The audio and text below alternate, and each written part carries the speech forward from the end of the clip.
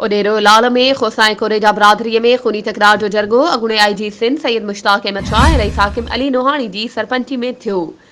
बिनी धुरनि ते 2 करोड़ 43 लख रुपया ॾंढ मुक़ररु कयो वियो, जंहिंमें खोसा बिरादरी जे हिक नौजवान जावेद खोसो जे खून जी क़ीमत 81 लख मुक़ररु कई वई।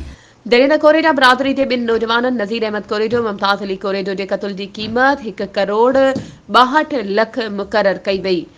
खोसा बिरादरी के नौजवान के कत्ल की कीमत जा 81 लख कटे बाकी 81 लख रुपया खोसा बिरादरी कोरेजा बिरादरी के कत्ल थियल नौजवान के वारसन के ॾंढ भरे ॾींदी।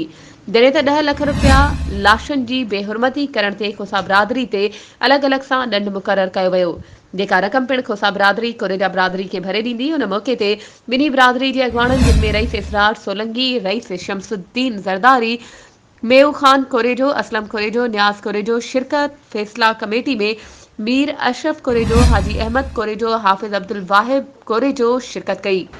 रईस न्याज खोसो, फकीर रसूल बख्श खोसो, रईस अब्दुलरहमान खोसो, सरदार इसरार सोलंकी मौजूद हुआ। वधीक ख़बरों ऐं अपडेट्स जे लाइ असांजे चैनल खे सब्सक्राइब कयो ऐं हाँ, बेल आइकन खे प्रेस करण न विसारजो त जीअं असांजी हर नई अचण वारी वीडियो तव्हां ताईं पहुची